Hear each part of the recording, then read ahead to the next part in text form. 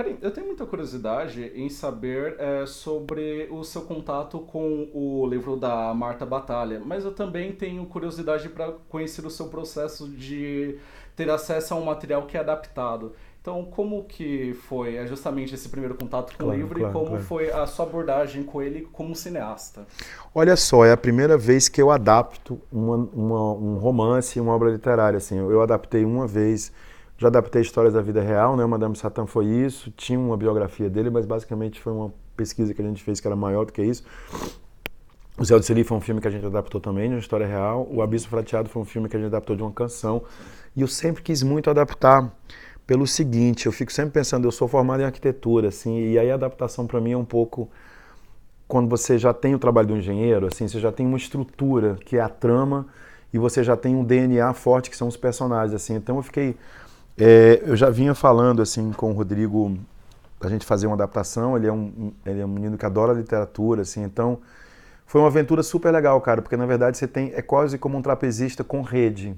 Eu acho que a grande metáfora é essa, assim, né, você acerta e erra e tal, mas você sempre cai num lugar que você sabe que tem uma história, que tem personagens, né, que esses personagens foram desenvolvidos, né, com profundidade durante o processo de escrita do romance e tal. Então, para mim foi um super prazer. Claro que não é um prazer sem dor, assim, né? Ele é um prazer que tem ali, né, o que é adaptar, o que é traduzir, o que é se inspirar em, assim.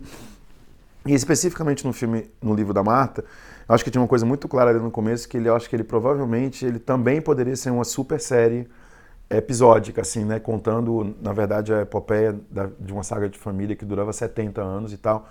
Mas eu me interessei muito nele como filme porque eu acho que eu poderia me concentrar mais nos personagens. Então a minha pista grande era, vamos ver o que aqui da trama funciona, mas vamos sempre pensar que, na verdade, o que tem que ficar ancorado e o que tem que ficar muito mais forte no filme são os personagens. Então, era sempre isso que eu tinha em mente, assim, é de estar com esses personagens, de ser fiel a esses personagens, porque foi isso que me encantou no romance.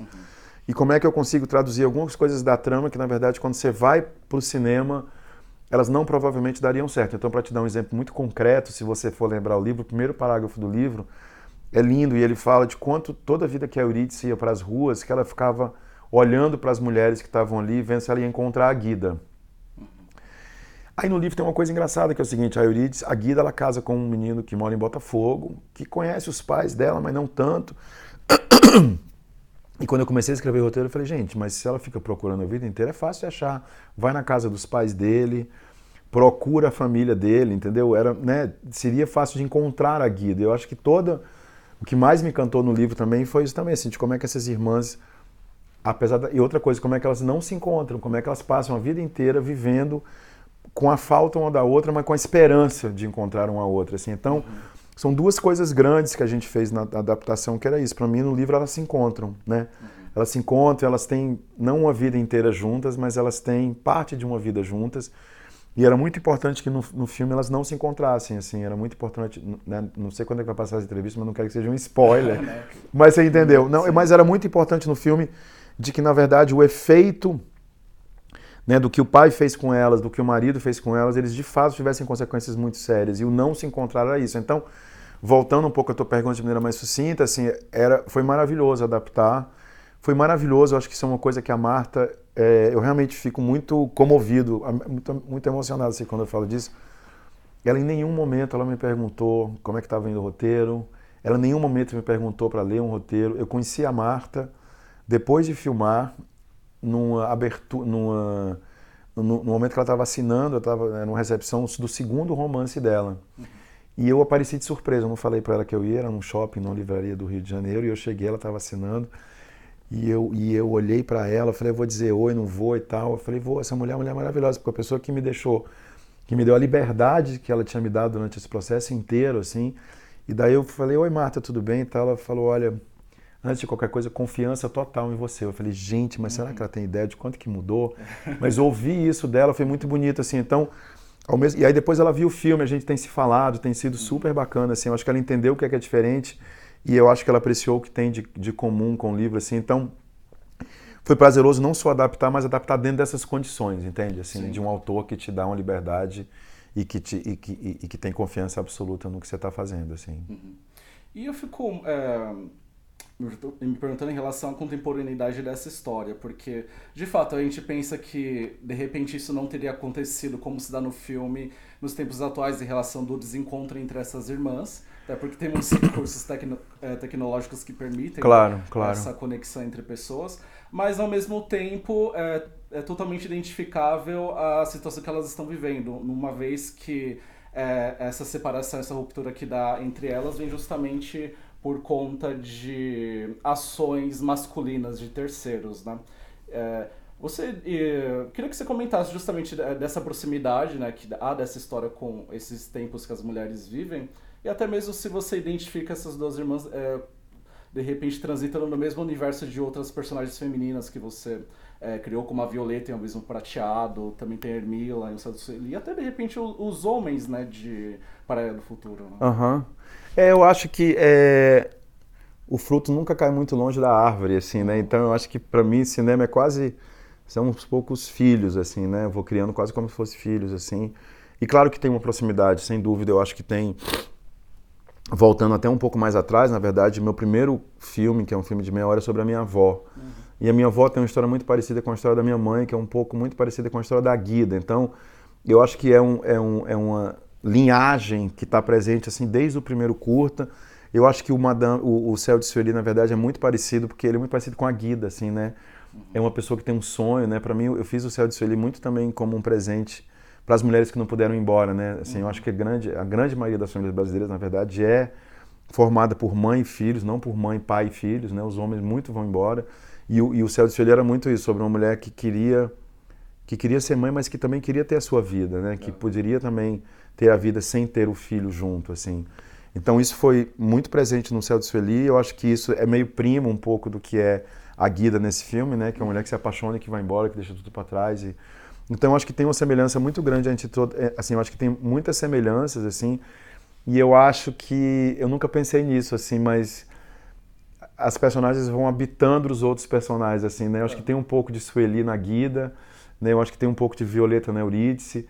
Eu acho que tem um pouco da minha avó nas duas personagens, assim, então é um pouco a mesma sensação que eu tive quando eu vi o filme. Eu nunca vejo meus filmes, mas há poucos dias atrás eu entrei na sala de cinema para fazer um debate, eu estava no final e eu vi de novo a imagem da Fernanda no final do filme, onde ela encontra, né, alguém ali.